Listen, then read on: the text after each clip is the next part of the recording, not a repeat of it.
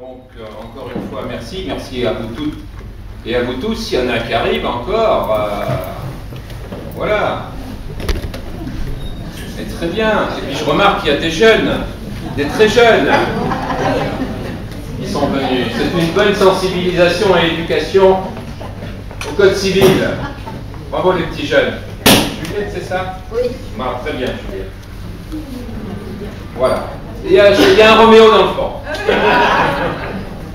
Bon, écoutez, c'est vrai que ce soir, les soirées se suivent et ne se ressemblent pas. Heureusement, j'allais dire. Hein. Il faut s'adresser à tous les publics. Et bon, il n'y a pas de vedette ce soir, sinon nos deux vedettes habituelles.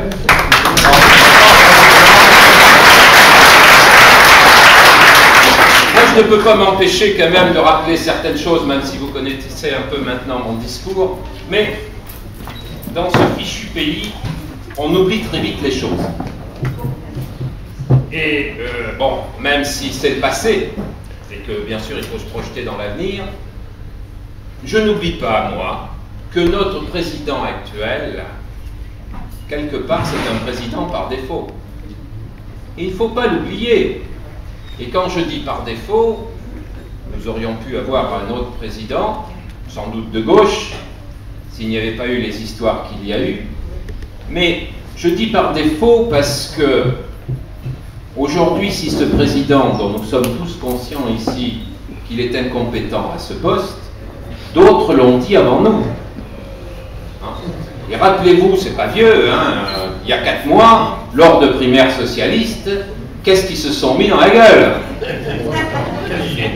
Non, mais j'emploie exprès ce terme parce que nous n'aurions jamais osé employer les termes qu'ils ont employés pour qualifier le président actuel. Hein? D'où, quelque part, son incompétence reconnue par ses pairs. Voilà. Je voulais rappeler ça parce que on est dans la continuité de cette incompétence aujourd'hui. On est dans la continuité de cette incompétence, mais on est quand même dans une stratégie électorale très huilée par la gauche. Imaginez toutes les petites phrases qu'ils ont pu distiller depuis 15 jours maintenant, chacune à un moment, et chacune s'adressant à une catégorie de la population. Hein? Donc c'est, quand je dis chacune s'adressant à une catégorie de la population, on a d'abord immédiatement eu les enseignants, hein, pour l'école à Saint-Jour, qui va embêter tout le monde d'ailleurs, on en reparlera, hein, y compris surtout les enseignants au premier plan. Mais bon, nous verrons quand ça arrivera. Ensuite, on a eu la prime de rentrée. Ensuite, il y a quelques jours, on a eu le SMIC, qui va être relevé, mais on ne sait pas de combien. On a eu le blocage des hauts salaires. Moi, ça ne me gêne pas, franchement. Que des gens du CAC 40, il y en a combien en France, hein? Il y en a 20, gagnent beaucoup d'argent si leur entreprise gagne beaucoup d'argent. Mais, bon, on a eu le blocage des loyers, c'était hier. C'est une solution qui n'a jamais marché et qui ne marchera pas. Ne vous faites pas d'illusions. Ça conduit immédiatement à un état des locations en France catastrophique et à des propriétaires qui ne veulent plus louer. À terme, ça sera ça. Hein. Le contrôle, le double contrôle, ou je ne sais pas quoi, la sortie qu'on a avec l'attestation du contrôle le matin, qu'on n'a plus le droit de refaire le soir. Non, bah, écoutez, franchement, où on est dans ce pays, hein. Si on a l'esprit tranquille, on n'en a rien à fiche d'être contrôlé 2 fois.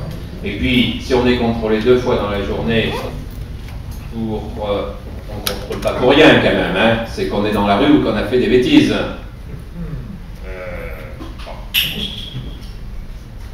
Donc tout ça, ces symboles ou ces petits faits symboliques s'adressent à tout le monde. Hein.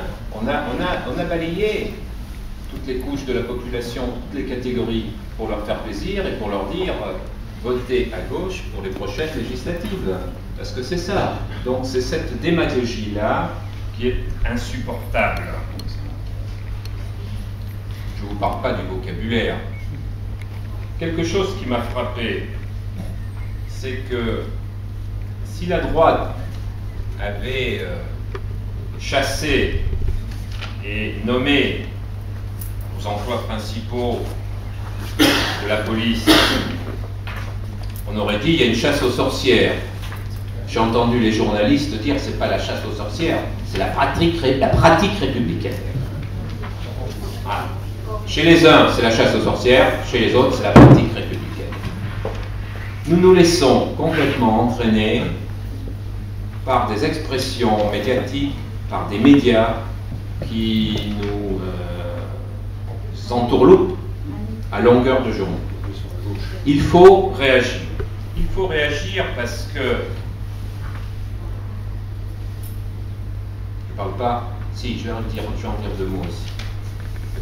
Je veux dire que des symboles, que des petites annonces sans aucune précision, mais jamais rien sur le constructif, sur la rentabilité des entreprises, sur la compétitivité des entreprises. Les entreprises en France, ce n'est pas, encore une fois, que les entreprises du CAC 40. CAC 40. C'est difficile à dire. Il y a des soirs où on est en forme, des soirs où on est moins. CAC 40. C'est quand même dans notre pays un tissu de petites entreprises et de très petites entreprises qui ont fait la force vive de ce pays. Aujourd'hui, les chefs d'entreprise, les artisans, ils tirent la ficelle pour essayer de faire travailler des gens, bien les payer le mieux possible et pour tirer un peu quelque chose de leur entreprise. Il ne faut pas croire que tout le monde prend un argent fou. Demain, on va augmenter les charges. Demain, on va faire forcément des gens qui vont débaucher des salariés parce qu'ils n'auront plus les moyens de les payer. Et puis on voit bien ce qui se passe aujourd'hui quand il n'y a pas de débouché en France. Il n'y a pas de fabrication en France à des prix compétitifs. Eh bien, ce sont les autres pays qui prennent le marché. Donc, malheureusement, si vous voulez, la théorie socialiste a toujours été celle-ci, c'est toujours celle que j'ai combattue. Je ne suis pas un ayatollah de la politique de droite, bien au contraire. J'essaie d'être objectif. Mais la politique socialiste a été toujours de distribuer l'argent des autres. Ils ont toujours revendiqué, un rôle social prépondérant. Je dirais que c'est les plus mauvais agents sociaux qu'il puisse y avoir. Parce qu'ils prennent l'argent qu'il n'y a pas, et on ne peut faire du social que quand on a dégagé de la plus-value. C'est ça qu'il ne faut pas remettre sur le marché, ce type de politique. Autre chose. Les résultats du 17 juin, je pense, vont être très serrés. Souhaitons que la droite ait la majorité. Si la droite n'a pas la majorité, si la gauche a la majorité, elle ne l'aura qu'avec les voix de l'extrême gauche et des Verts. Aujourd'hui, ceux-là ne sont pas intervenus encore dans le gouvernement. Mais demain, il va bien falloir qu'on leur fasse des concessions. Il va bien falloir, si on veut voter, s'ils veulent avoir la majorité, il va bien falloir leur faire des concessions. Et là, ça va être catastrophique. Croyez-moi, ça va être catastrophique, parce qu'il y en a qui vont en profiter.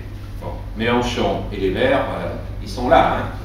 Et à un moment donné, ils vont revendiquer quelque chose. Donc, bien sûr, il est nécessaire de se battre pour que, dans les 577 circonscriptions, mais comme on est un peu égoïste, on va parler de la 8e. Je préfère effectivement que nous reprenions dans cette circonscription la majorité à droite. Pour ça, si vous voulez, je me suis amusé à regarder les compétences nécessaires à un député. Un député, c'est avant tout, il fait partie de l'Assemblée législative. Donc, il va faire les lois, il va voter les lois, ou voter contre les lois. Et puis, dans sa circonscription, il va essayer de défendre les problématiques de son pays. Donc il faut quoi? De la compétence et de l'expérience. Quand on met Yves Foulon et Philippe Péruza en face de Nathalie Leyondre, y a-t-il photo? La photo, on peut la prendre, mais pas entre vous deux, les gars. Hein. Qu'elle n'est pas assez souriante. À mon avis, c'est pas votre genre. Mais, oui. Sans rire. Compétence, expérience, Philippe, plus de 35 ans de mandat. Yves, plus de 11 ans maintenant de mandat avec une présidence à la Cobasse. Deux maires de villes importantes sur le bassin d'Arcachon, deux maires qui ont fait un travail énorme dans leur ville. Nathalie Leyondre, 2008, maire de Dange, avec pas une grande majorité d'ailleurs. Et depuis 2008, on ne peut pas dire que la conduite des affaires à Audange, et Yves vous en parlera, soit le meilleur exemple de bonne gestion humaine ou même de la ville tout court.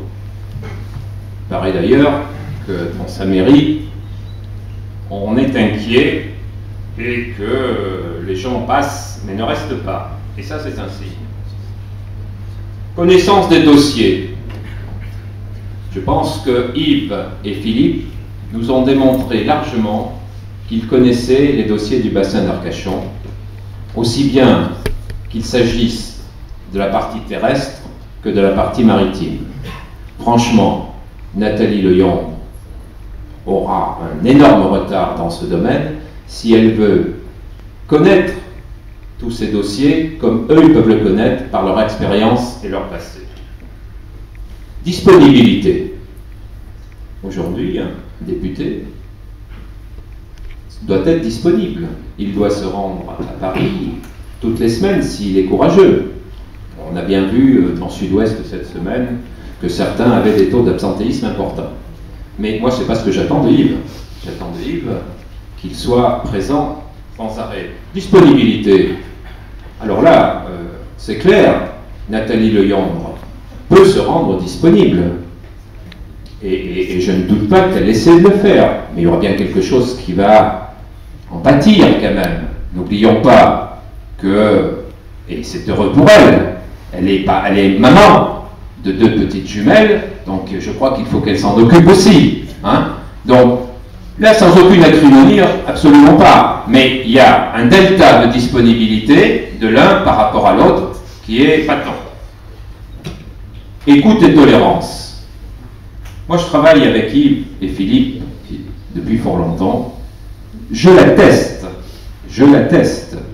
Quoi qu'on ait pu en dire et quoi qu'on en dise, ce sont deux hommes à l'écoute de tout le monde, à l'écoute de leurs administrés et à l'écoute de leurs collègues lorsqu'il s'agit d'intercommunalité. Franchement, mais là très franchement, je ne trouve pas cette écoute chez Nathalie Leyondre. Nathalie Leyondre est quelqu'un qui est intolérant, je le dis. Pour certains, j'ai raconté des anecdotes, des preuves. Donc, capacité à prendre des décisions. On sait très bien que les socialistes ont l'habitude de faire beaucoup d'études et de beaucoup réfléchir et que les décisions ne viennent pas vite. Mettre en œuvre ces décisions. Là aussi, si vous voulez, on a ici deux hommes décisionnaires, deux bâtisseurs, on le disait hier soir. Ça ne veut pas dire bétonneur, bâtisseur. Ça veut dire avoir une vision pour sa commune, ça veut dire bien sûr bâtir du bâtiment, mais ça veut dire bâtir un projet qui n'est pas forcément du bâtiment. Ça veut dire bâtir une structure pour sa ville, ça veut dire bâtir un réseau pour sa ville, ça veut dire voir l'avenir. Donc voilà, je me suis amusé à faire ces petites comparaisons et je me dis, franchement, sur cette circonscription, on ne devrait pas avoir de problème. Mais, je regarde les résultats des élections de 2007. dans nos secteurs. 35% d'abstention au premier ou au deuxième tour. Donc, il faudrait éviter que cette abstention soit aussi importante. 13 candidats, je crois qu'il y en avait 11 en 2007. Donc, au premier tour, les voix vont avoir tendance à se répartir. Vraisemblablement, il faut que cette équipe puisse obtenir au premier tour un score important, de façon à assurer le deuxième tour. On sait qu'au deuxième tour, tout change, tout se regroupe.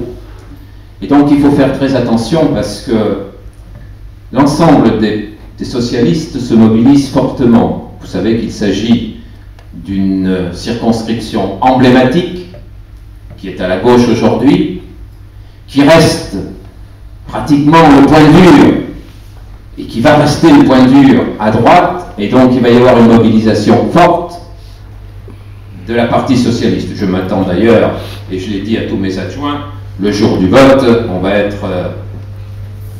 être complètement comprimés. Ils vont être là autour, ils vont dire, ils vont raconter n'importe quoi, parce qu'ils sont méchants. Beaucoup plus méchants que nous. Hein? Donc, voilà. Ce soir, on était sérieux. Ce soir, on ne riait pas. Mais c'est pour vous dire qu'on est à J-4. J-4, il faut continuer à se mobiliser. Je sais que vous l'êtes. Il faut continuer à dire à vos amis, à vos connaissances, à ceux que vous rencontrez dans la rue, qu'est-ce que vous faites dimanche? D'abord, allez voter. C'est la première chose. Et puis, essayez de faire en sorte que le bulletin de vote soit pour Bassin à Cœur, donc pour nos deux amis Yves et Philippe.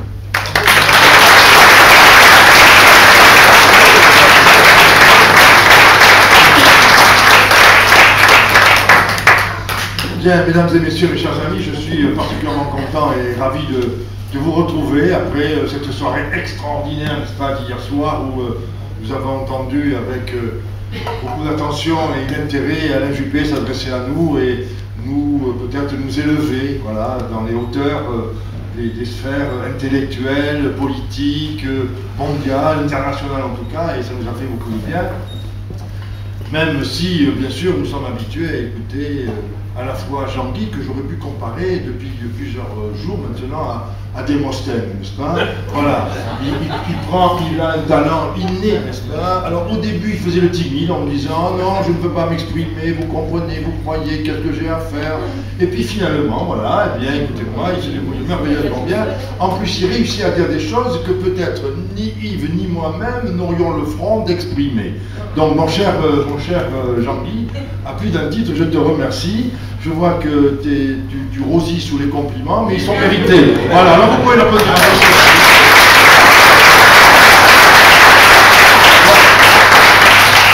Bien sûr, j'évoquais le talent oratoire de Alain Juppé, mais je crois que l'on peut aussi très vivement remercier Yves, pardon. Hier soir, je rappelais. Je ne sais pas si vous écoutez le propos de Yves. D'abord, il a le bon goût, n'est-ce pas, pour moi en tout cas qui le suis, comme un certain nombre d'ailleurs depuis le début de la campagne. Yves a le bon goût, n'est-ce pas, de ne pas répéter. À chaque instant, il nous offre une conviction différente.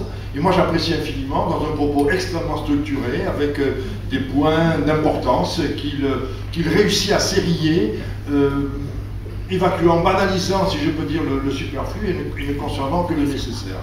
Voilà, alors je trouve son propos à la fois sur le fond, bien sûr, rejoignant nos idées, et je vais en dire quelques mots, mais également sur la forme, et c'est quand même très agréable, n'est-ce pas, d'avoir affaire à un orateur de ce talent. Il est vrai qu'un avocat de formation ne pouvait pas imaginer, n'est-ce pas, qu'il soit différent de ce qu'il est, de ce qu'il nous montre, et de ce que nous avons le plaisir d'entendre.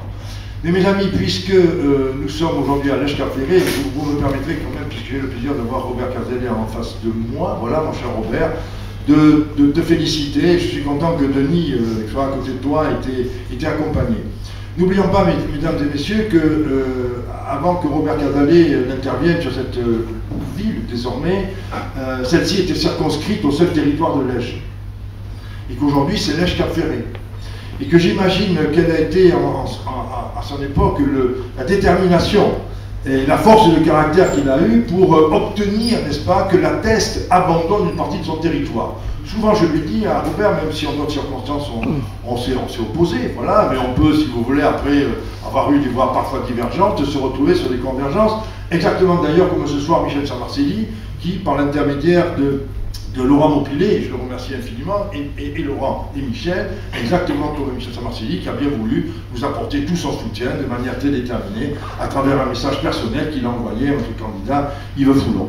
Pour en revenir à Robert, n'est-ce pas, réussir à extraire de la ville, de la thèse de Buge, n'est-ce pas, qu'elle abandonne le Cap Ferret a été véritablement magique.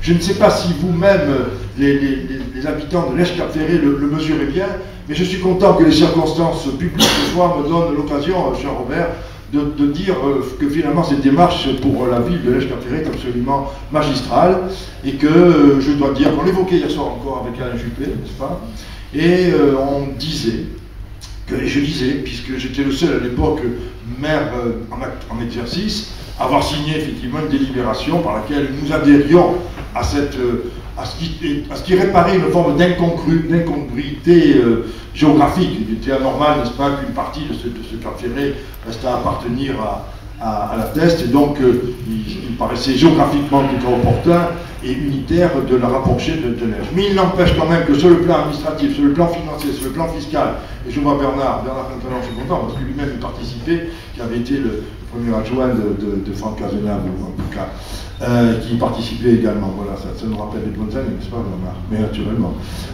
Simplement pour dire, n'est-ce pas, que je voulais absolument mettre en valeur ce soir cet acte administratif, financier, de financement, extrêmement compliqué, et il fallait la détermination de Robert Cazel pour le faire. Le second point, disons-le aussi, c'est quand même, bien sûr, le SIBA, le syndicat intercommunal du bassin d'Arcachon, qui se relevait d'une faillite colossale, dont l'auteur ou le co-auteur, puisqu'il était à l'époque préfet de région à ce moment-là, n'était autre que le papa et le père qui étaient préfets d'Igam et qui s'appelait Delaunay. Voilà. Mais je parle sous le contrôle de notre ancien.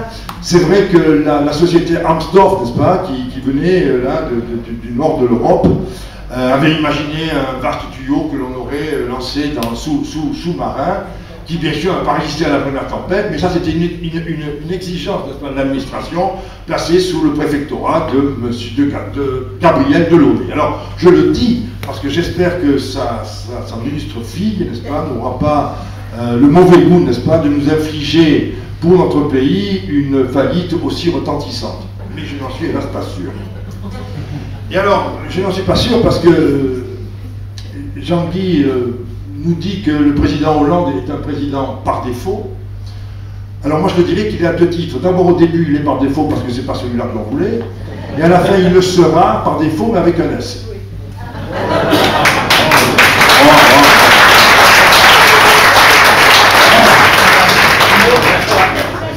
Alors, mes amis, je voulais vous expliquer cela, n'est-ce pas, parce que cela démontre aussi qu'une ville comme un pays ne se construit pas en un seul jour, et le témoignage et la présence de Robert Cazalet parmi nous ce soir est à cet égard extrêmement révélatrice et démonstratrice. Je voudrais revenir cependant aux élections qui nous préoccupent, n'est-ce pas, et vous dire que cet après-midi, avec Yves, nous étions confrontés à un certain nombre d'entrepreneurs, voilà, de petites et moyennes entreprises, qui stigmatisaient avec la dernière des énergies, je crois qu'ils avaient raison, la bureaucratie qui nous envahit. Ces entrepreneurs-là nous disent, nous avons une passion, c'est notre travail. Nous voulons l'exercer, mais nous sommes harcelés, accablés, à la fois par des taxes, à la fois par des charges, dont on ne sait même pas quelle en sera l'issue, ni la véritable utilisation, mais également par toute une bureaucratie, toute une série, n'est-ce pas, de démarches qu'il faut accomplir, et qui nous détournent de la mission essentielle qui est la nôtre, créer du travail, pour créer de l'activité et pour créer de l'emploi. Et je crois qu'à cet égard, malheureusement, mes amis, il faut bien le dire, les socialistes ont cet art consommé de créer des textes, de parler, bien souvent pour ne pas dire grand-chose, et je dois dire que parfois même, pour ma part, je ne réussis pas à comprendre. Alors, parce qu'on emploie des phrases à la mode, du type, au niveau du vécu, mon ego m'interpelle quelque part. Je ne sais pas si ça vous dit quelque chose. Moi, je ne comprends pas très bien tout ça. Et c'est vrai que face à eux, nous avons, avec Yves, avec Laurent, avec Jean-Guy, qui a démontré en toutes circonstances, et notamment à la fois à la mairie d'Escaffery, à la fois à la mairie d'Arès, tout leur savoir, et bien sûr Yves à la mairie d'Arcachon, mais également vous toutes et vous tous qui êtes élus ici même, n'est-ce pas, et qui avez aussi démontré votre capacité à réaliser. Alors réaliser, excusez-moi, je vais faire un petit peu, je vais faire un petit peu d'exégèse. Réaliser vient du mot latin res, la chose. Là, on retrouve un res publica, n'est-ce pas, la chose publique. Et réaliser, ça signifie faire devenir chose. Ça veut dire une idée, une conception, tout ce qui peut être immatériel, irrationnel parfois, doit être concrétisé, sauf à ce qu'effectivement, eh bien, on parle pour ne rien dire. Et je dois dire qu'à cet égard, ou que l'on réfléchisse à perte de vue, et ce qui fait la particularité, n'est-ce pas, des socialistes, c'est leur amour pour la dialectique. Alors j'explique la dialectique. Je pars d'une thèse que je combats, ce qui est normal, j'arrive à une antithèse, qui finalement, au bout du compte, doit arriver et se transformer en thèse. Pour nous autres, n'est-ce pas, construits intellectuels de cette manière-là, la thèse, c'est la conclusion à partir de laquelle on va commencer à travailler. Mais pour les socialistes, pas du tout. La synthèse devient une nouvelle thèse. Et on est reparti pour l'antithèse, et ainsi de suite. Et on arrive à perte de vue, à discuter, avec des mots extraordinaires, en démontrant des choses formidables, mais qui, au bout du compte, comme dirait Jacques Chirac, font psst.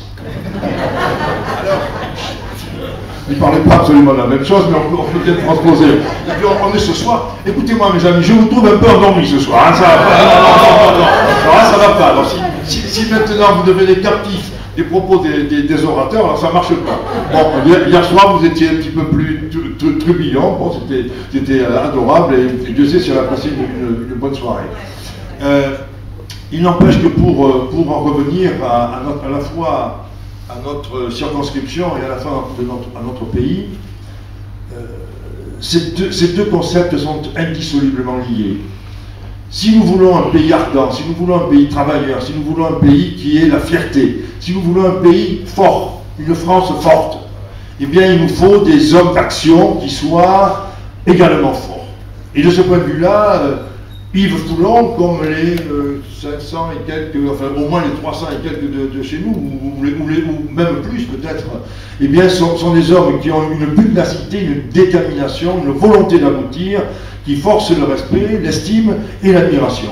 Et je reste persuadé, n'est-ce pas, que puisque nous avons associé le destin de la France et celui de la circonscription, de la 8e, celle qui nous intéresse, peut-être au-delà, mais occupons-nous d'abord de ce qui nous concerne directement, eh bien je suis persuadé qu'en ayant désigné Yves Foulon comme député, eh bien vous aurez magnifiquement travaillé pour la France. Et c'est un petit peu ce message, n'est-ce pas, qu'il convient que vous-même, chacune et chacun d'entre vous, fassiez du prosélytisme. Chacune et chacun d'entre vous devez trouver 10 personnes qui doutent, et que ce doute ne doit plus les investir, mais au contraire, qu'ils aient une conviction acquise pour voter pour Yves Foulon dimanche prochain, et peut-être pour voter dimanche prochain.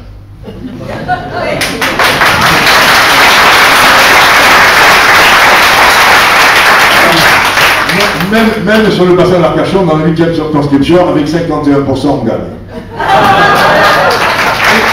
Alors, après tout, est-ce un rêve aussi fou? Non. Ah, voilà. Alors attendez, je repose la question parce que je n'ai pas entendu assez de noms. Je repose la question. Est-ce un rêve aussi fou? Non. Bon, eh bien écoutez-moi, au nom de la loi, je vous déclare député de la 8e circonscription.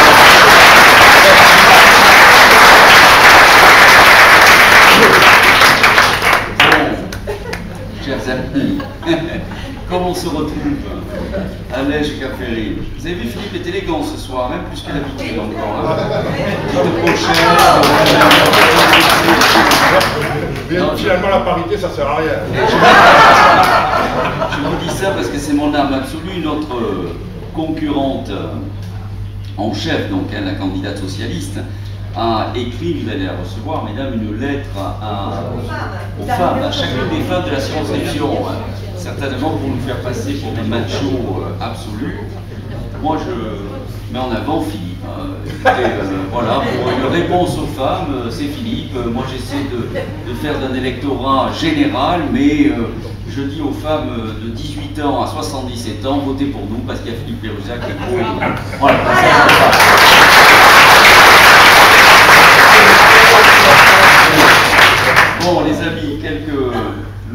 sérieux, bien sûr. Il me revient toujours à moi d'être le plus sérieux de la bande, évidemment. Alors, j'espère qu'on ne vous rase pas. Il y a beaucoup d'entre vous qui nous suivez tous les soirs depuis maintenant quelques semaines.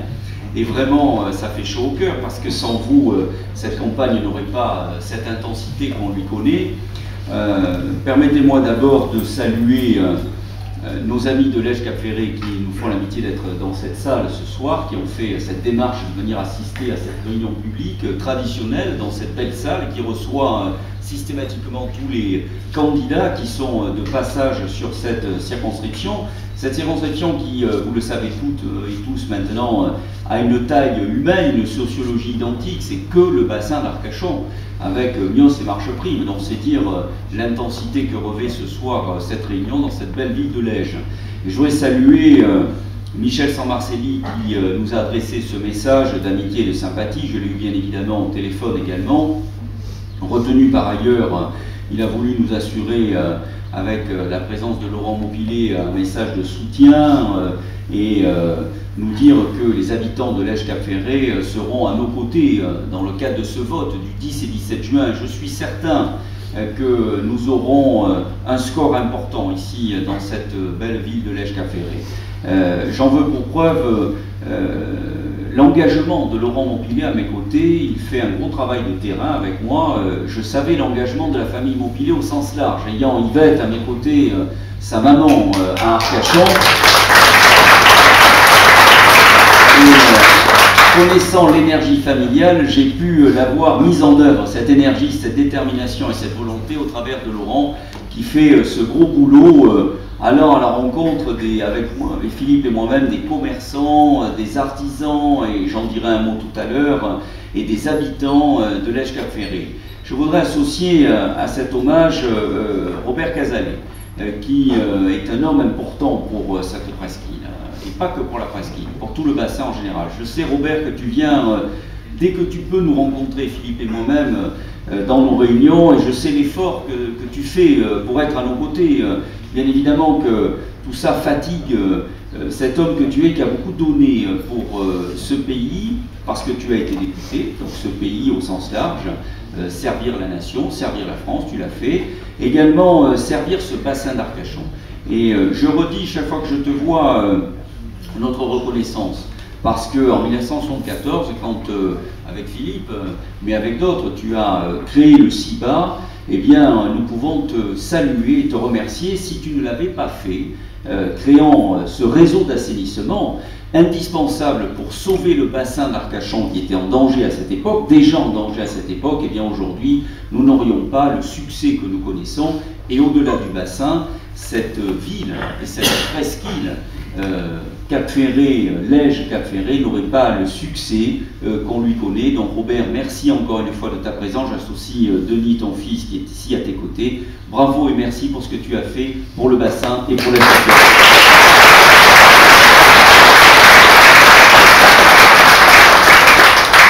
Jean-Guy, toujours cette fidélité, Jean-Guy Perrière, et cette loyauté, cet engagement à nos côtés. Il aura fait toutes les réunions, qu'elles soient d'ailleurs au nord ou au sud, et toujours avec cette volonté de porter cette parole du bassin.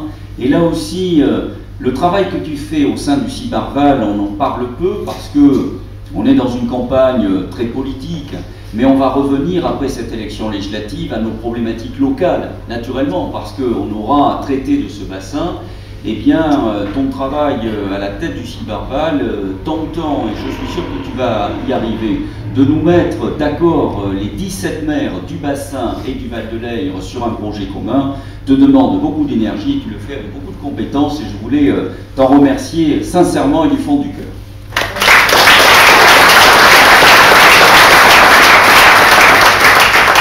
Cette ville, chers amis, de Lège Cap Ferré a vraiment des atouts et des originalités, quelquefois des paradoxes. Elle est un savant dosage, un savant mélange de problématiques très différentes. On a cette partie de Lège, Jean-Guy le disait, qui est un bourg avec un ancrage sur ce bassin tout particulier, peut-être avec un zeste de ruralité aussi issu de son histoire, et quelque part inévitablement de moins en moins, parce que l'autre bout de l'Èche-Cap-Ferret prend une dimension telle que c'est un bout qui est connu du monde entier. Et il y a peu finalement de villes dans notre pays qui sont connues du monde entier. Le Cap-Ferret, et donc l'Èche-Cap-Ferret, fait partie de ces villes qui sont dans l'inconscient des Français. Même ceux qui n'y ont jamais mis les pieds savent que cet endroit existe et qu'il est béni des dieux. Et donc ça lui donne évidemment une problématique toute particulière que nous avons tout à l'heure, au travers de cette campagne, rencontrée grâce à Laurent, en visitant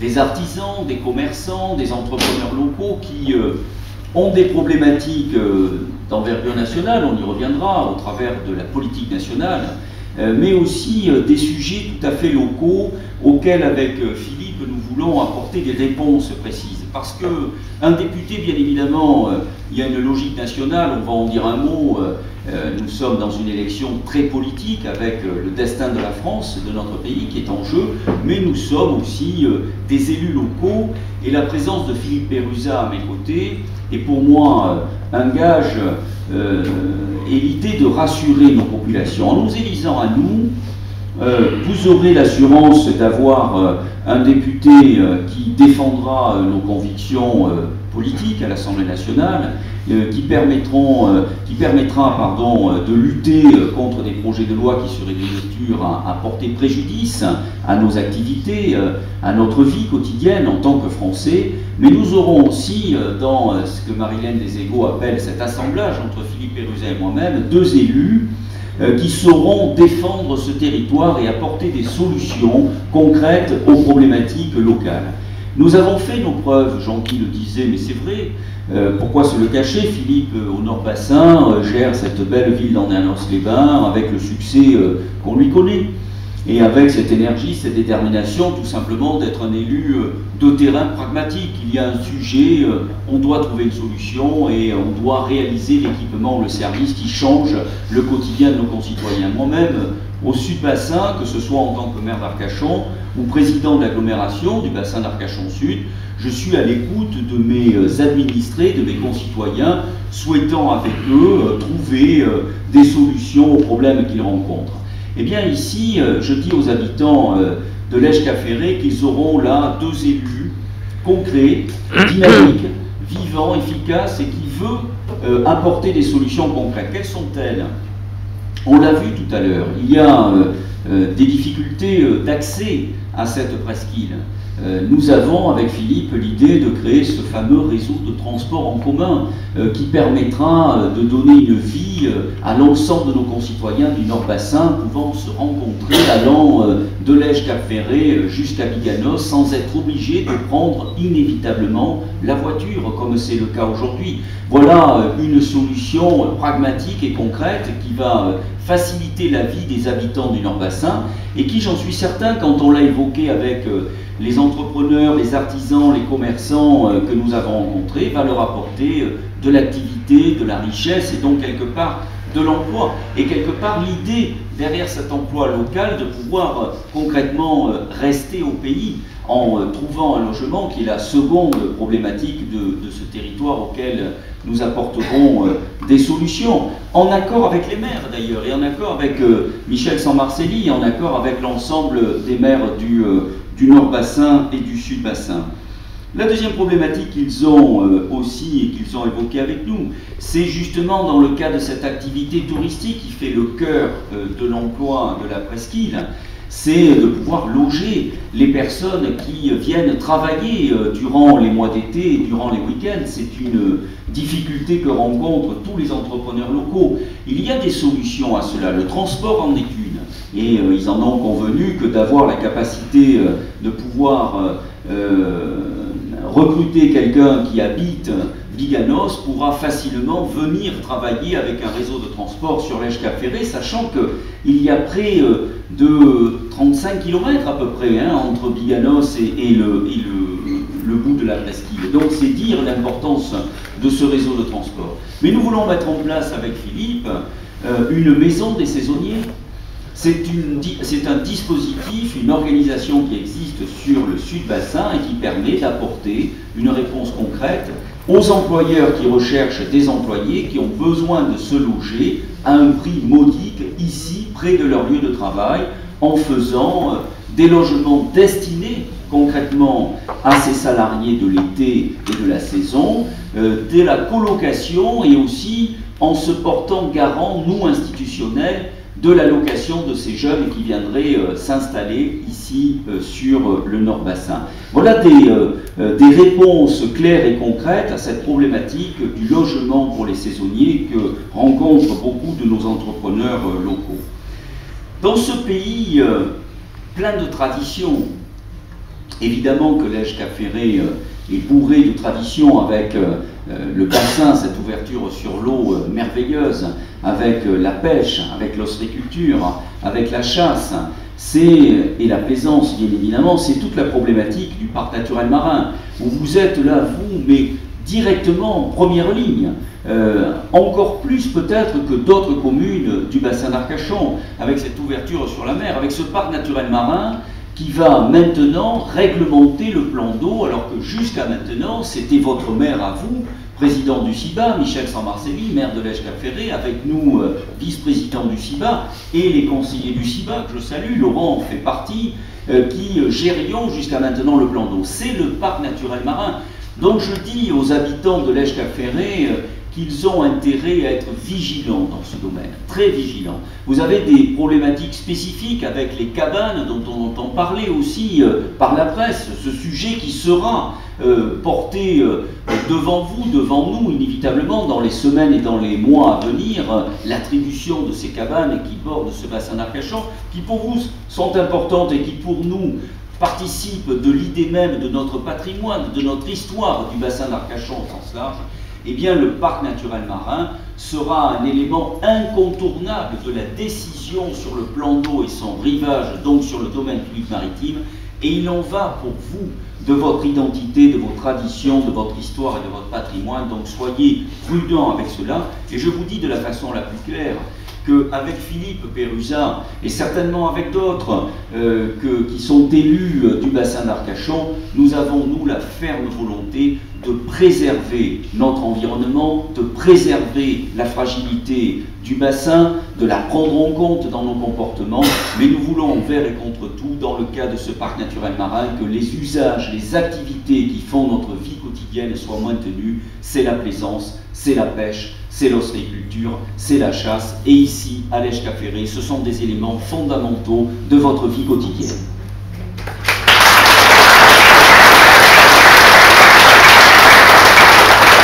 Le dernier point, chers amis, de ce projet local, en tant que député, que nous porterons à Philippe, et c'est important pour l'Èche-Cap-Ferré aussi, c'est ce réseau de navettes maritimes. Il existe déjà entre l'Èche-Cap-Ferré et Arcachon, nous avons un réseau qui s'installe, sauf qu'il s'installe souvent l'été et pas beaucoup l'hiver. Aujourd'hui, l'UBA fait 4 allers-retours l'hiver, contre des dizaines l'été par jour. Eh bien, nous voulons créer un réseau de navettes maritimes, compétitives, adaptées à nos besoins, pour avoir ce raisonnement que nous portons à Philippe, qui est l'union du bassin en général. Nous voulons raisonner ici, plus chacun dans notre coin, plus chacun pour soi, avec ces 12 communes, les 10 qui bordent le bassin, auxquels on rajoute Mios et Marcheprime, qui constituent la 8e circonscription. Nous sommes 130 000 habitants.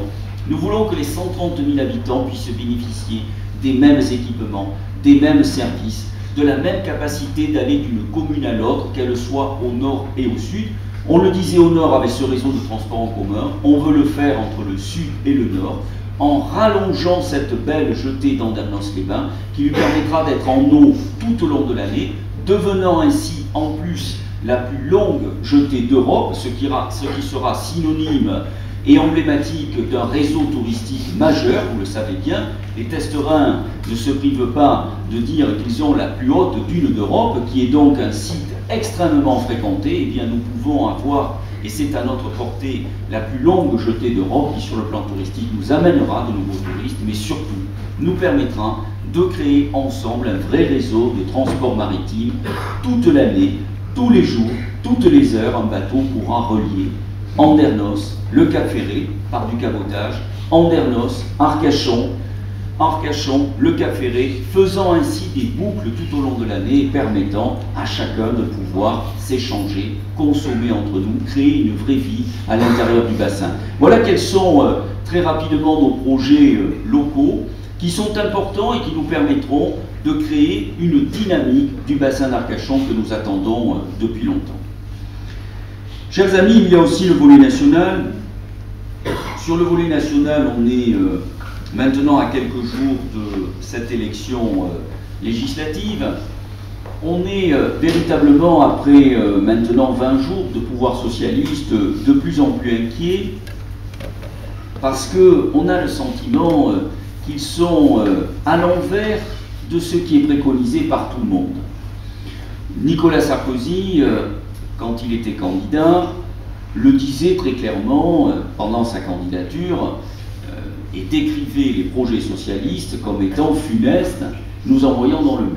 Les Français ont choisi de faire autrement, on en connaît les raisons, la presse y est pour beaucoup dans cette affaire. Pendant 5 ans, ils ont tapé à bras raccourcis sur Nicolas Sarkozy et sa politique. Eh bien, ils ont réussi tout simplement à ce que les Français, à un très faible écart, mais quand même, ont joué cette carte du changement, et on s'aperçoit qu'après 20 jours en étant nous sur le terrain, beaucoup déchantent, beaucoup considèrent que ce qui est préconisé, ce qui est déjà un peu lancé, va, dans un délai extrêmement court, nous amener dans le mur.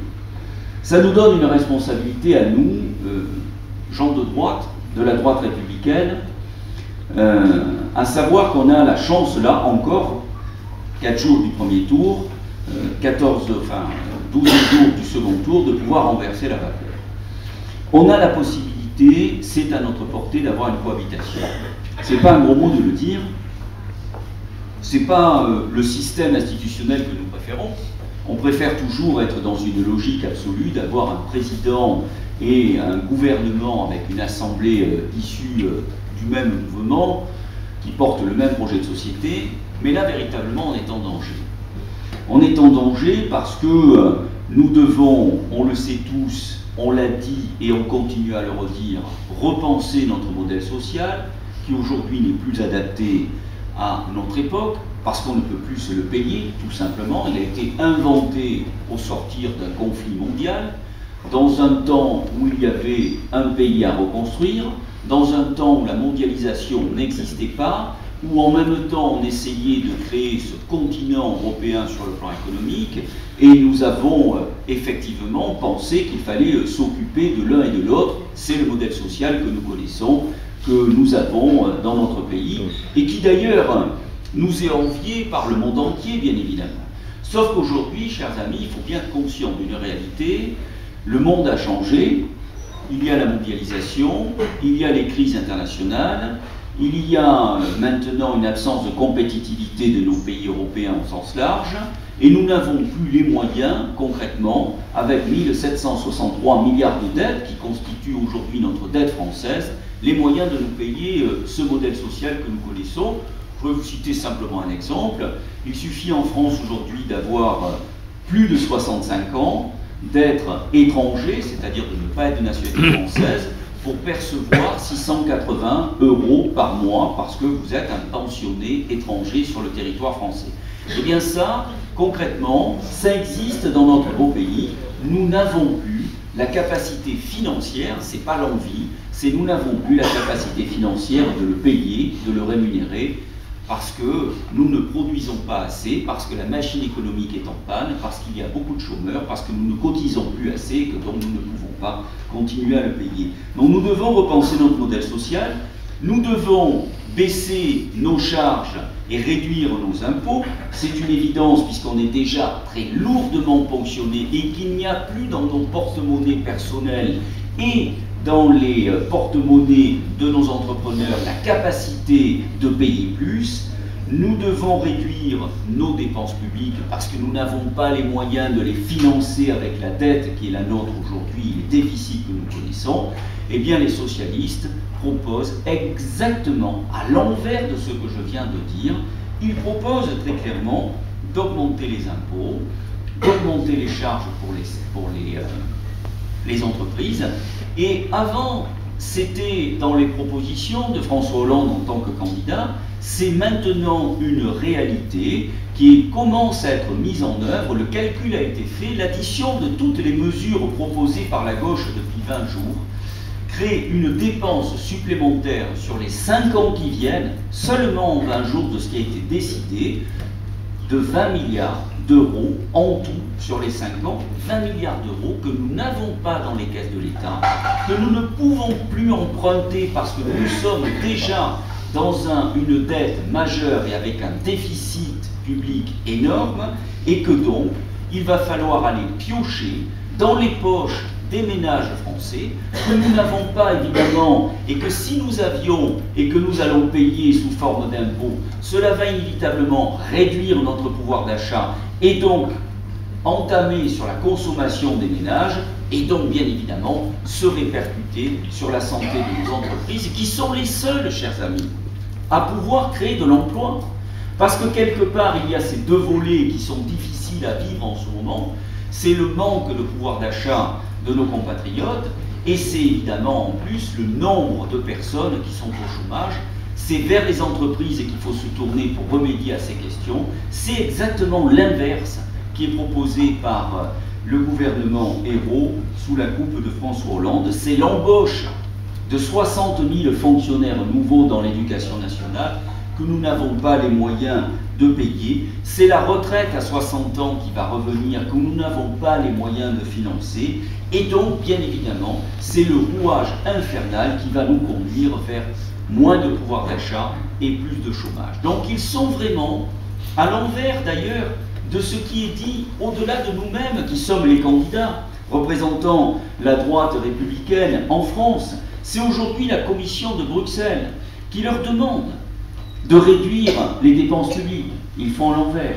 C'est aujourd'hui la Cour des comptes qui leur dit de la façon la plus claire qu'il faut réduire là aussi les dépenses publiques et qu'il ne faut surtout pas demander un effort fiscal aux entreprises et aux particuliers. C'est également l'inspection générale des finances, qui est une organisation à Bercy indépendante du pouvoir politique, qui dit aussi et qui clame haut et fort que si nous mettons en place ce qui est proposé par maintenant le président Hollande, c'est dans les 6 mois que la difficulté dans nos porte-monnaies va se faire ressentir et qu'il y aura beaucoup plus de demandeurs d'emploi et de chômeurs dans ce pays. C'est donc pas que nous qui disons cela pour gagner les élections, chers amis, c'est maintenant tout un environnement politique, économique, financier, qu'il soit national ou européen, qui exhorte notre gouvernement aujourd'hui et notre président de la République de revenir sur les propositions qu'il a faites et sur les politiques qu'il veut mettre en œuvre. Et encore pire, dans ce que j'ai lu aujourd'hui dans le Figaro avec Martine Aubry, qui est la première secrétaire du Parti Socialiste, qui donc naturellement va jouer dans les 5 ans qui viennent un rôle majeur, puisqu'un président de la République a besoin par nature du soutien du parti qu'il a fait élire. Elle a dit clairement qu'il fallait des hausses d'impôts dans ce pays. Elle a osé prononcer ce mot, des hausses d'impôts dans ce pays, car quand partout, dans l'Europe entière, on essaie de rendre plus compétitives nos entreprises en diminuant les charges qui les accablent déjà de façon forte. Et les commerçants, les artisans nous l'ont dit à chacune de nos réunions en nous disant c'est tellement difficile de boucler ces fins de mois qu'il va falloir en plus que le gouvernement nous donne 0,1% de plus de contribution pour la retraite, pour payer la retraite à 60 ans, que ce gouvernement va augmenter le SMIC, là, dans les semaines qui viennent, avec les répercussions sur les salaires des salariés, de ces petits artisans, de ces petits commerçants qui font vivre nos familles dans nos villages et dans nos villes du bassin d'Arcachon. Eh bien, tout ça va nous conduire dans le mur à l'échelle du pays, mais va nous conduire dans le mur ici aussi à l'échelle de notre bassin d'Arcachon. Croyez bien que si vous m'élisez député, je m'opposerai de la façon la plus ferme à ces mesures qui vont pénaliser notre pays et pénaliser le bassin d'Arcachon.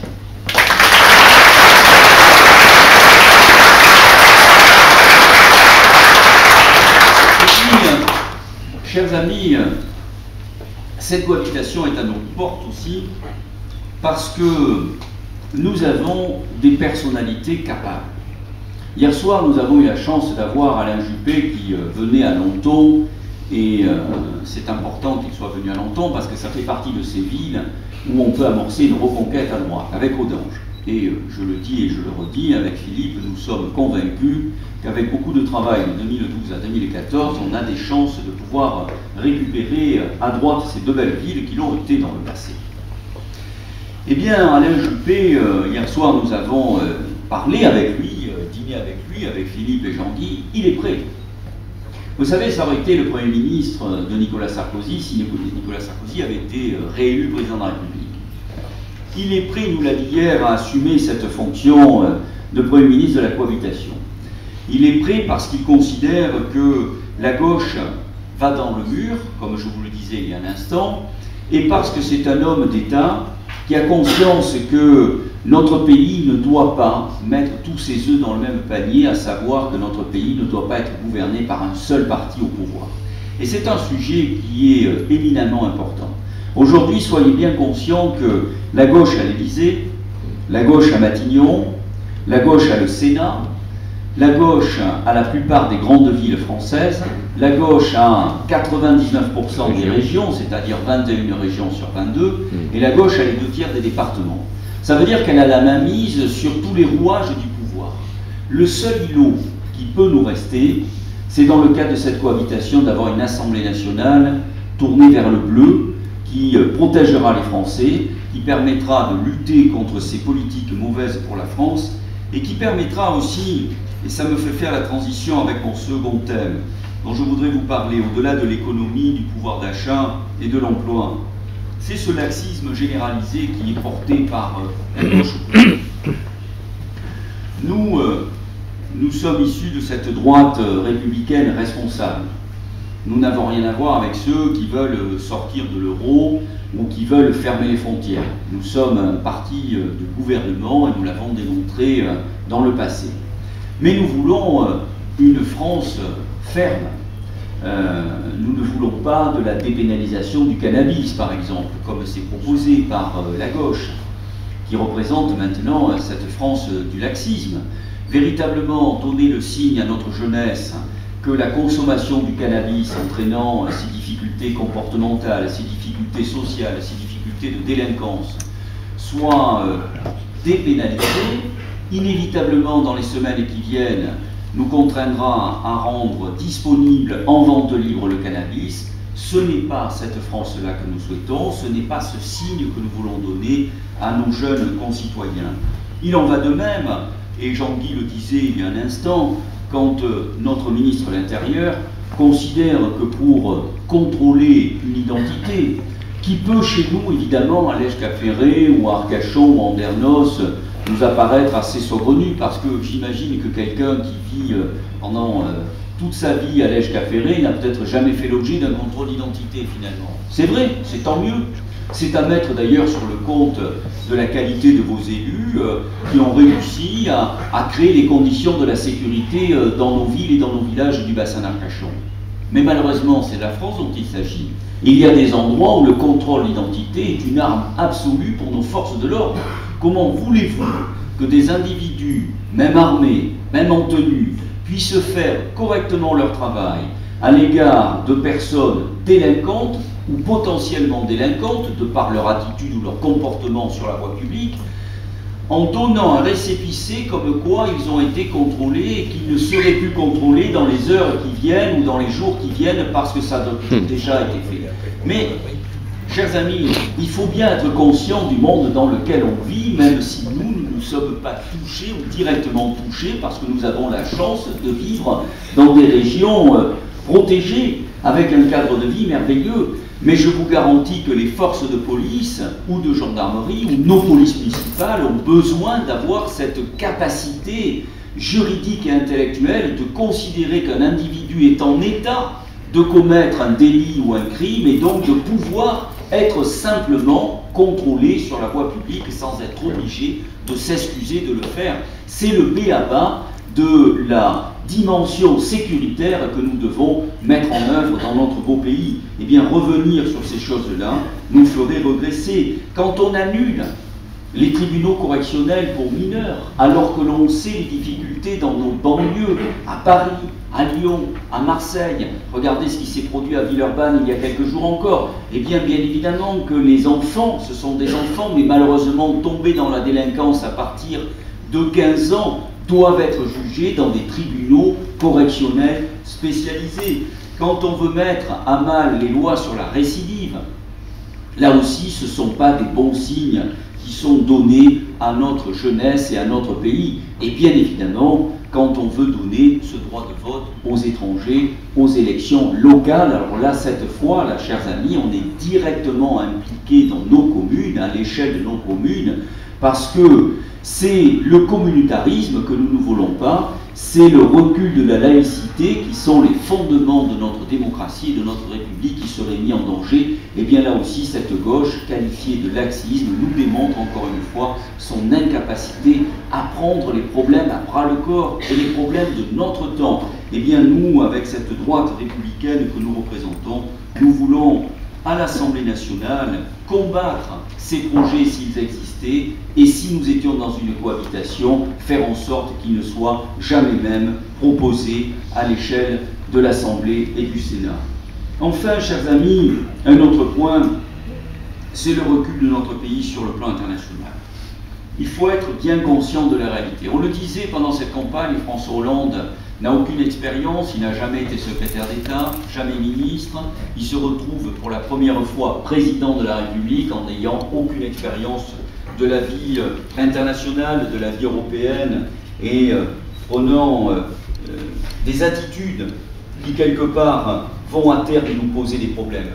Alain Juppé le disait hier, on a depuis 1945, après 1945, à l'initiative du général de Gaulle, tissé des liens avec l'Allemagne, qui nous ont permis de créer petit à petit l'Union européenne et qui nous permet maintenant de parler jusqu'à maintenant d'une seule voix dans le concert des nations qui a l'euro, qui est éligible à l'euro. Eh bien, il est en train de créer des difficultés avec l'Allemagne parce que l'Allemagne ne supporte pas tout simplement ce qu'il a proposé, que nous ne supportons pas non plus, c'est la mutualisation de la dette.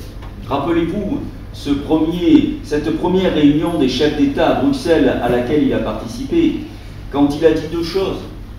La première, on veut de la croissance. Nicolas Sarkozy ne disait pas autre chose, mais la croissance, elle ne s'invente pas, elle ne se fabrique pas. On peut se donner les moyens de générer de la croissance, nous en se tournant vers l'entreprise, c'est ce que nous avons voulu faire et c'est ce que nous continuons à porter, eux en accroissant nos dépenses publiques et notre dette, c'est ce qui va nous conduire dans le mur. Mais le second volet de son intervention sur le plan européen, c'était de dire il faut mutualiser cette dette européenne avec ces eurobonds. C'est une mauvaise chose faite à notre pays. Aujourd'hui, nous avons la chance d'avoir une dette qui est bien évidemment trop importante, mais que l'on peut, avec une bonne politique, réduire dans les 5 ans qui viennent. Si nous mutualisons cette dette, et si nous nous rendons, nous la France, responsables de l'ensemble des dettes de tous ces pays européens, qui n'ont pas le même modèle social que nous, qui n'ont pas la même fiscalité que nous, qui n'ont pas la même volonté que nous, de régler nos difficultés dans le temps, eh bien on va se retrouver avec une perte de souveraineté, c'est ce qu'il faut éviter, et pourtant François Hollande l'a demandé de la façon la plus claire. Aujourd'hui c'est l'Allemagne qui lutte, eh bien je souhaite qu'il y ait une Assemblée nationale à Paris qui puisse porter ce message aussi européen, avec la volonté que nous avons d'avoir une autre politique nationale. Le retrait des troupes en Afghanistan, chers amis, c'est un autre sujet, mais qui ne fait pas honneur à la politique internationale de notre pays. Nous avions pris un engagement collectif. Tous les pays qui sont présents actuellement en Afghanistan ont dit, c'est en 2014 que nous quitterons ce pays.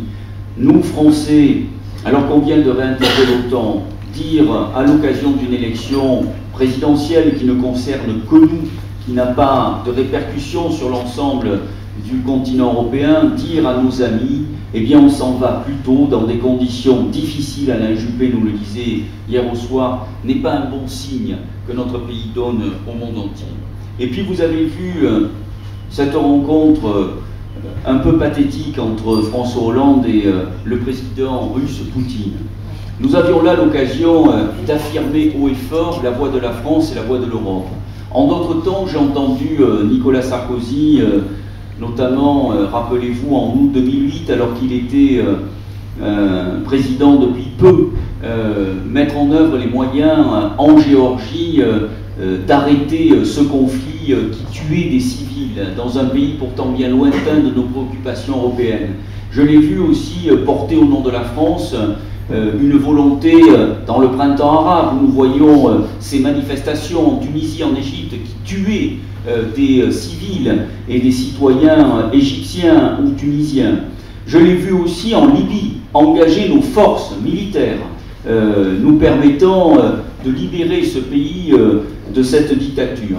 Et bien là, j'ai trouvé un président de la République, François Hollande, face à Vladimir Poutine, ou alors on sait pertinemment qu'en Syrie, c'est uniquement des intérêts commerciaux qui disent à la Russie qu'il faut conserver ce régime syrien. Les Chinois commencent maintenant à se retirer du jeu. Donc c'est un seul pays face à l'ensemble de la communauté internationale. Et bien là, la France avait l'occasion, au travers de cette rencontre entre le président nouvellement élu de la Russie et le président nouvellement élu de la France, de porter haut et fort un message de paix, mais un message de volontarisme dans le cadre de ce conflit interne à la Syrie qui aurait fait honneur à notre pays. Je n'ai pas trouvé ce président énergique, déterminé, représentant dignement les intérêts de la France. Donc je suis déçu de tout cela.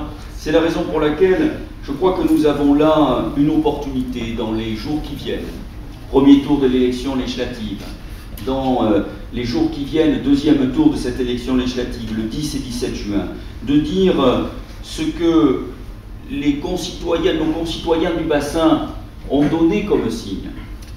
Ils ont placé Nicolas Sarkozy en tête de ces deux élections, ici, premier tour des présidentielles et second tour des présidentielles.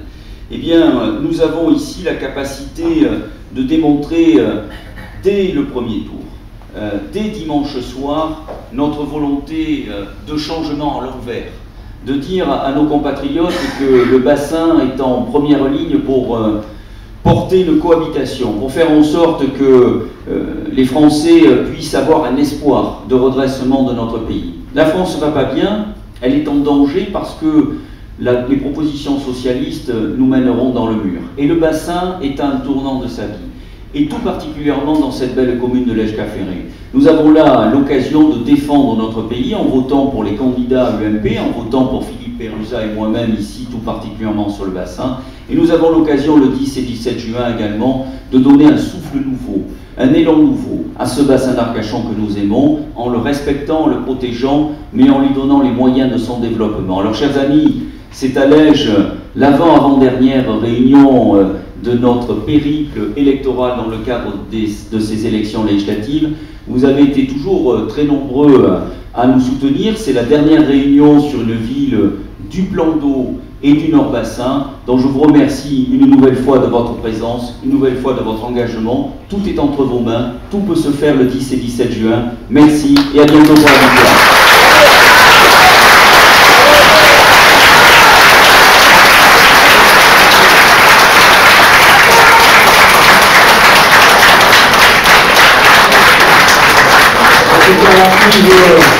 Bon vent pour cette campagne, je crois que tu as montré ta détermination.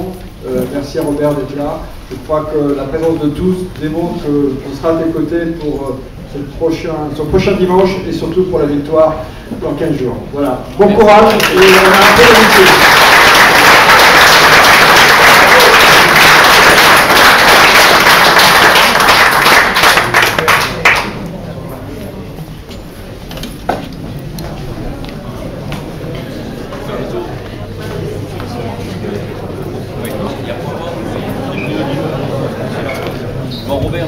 Et comme les Café du terme d'accueil, vous avez bien sûr un pot d'amitié à côté.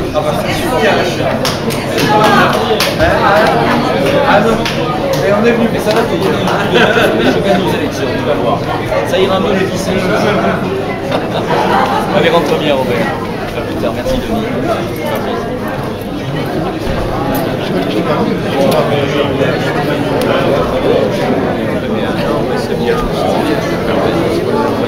Ça va? Non, mais tu as fait très bien.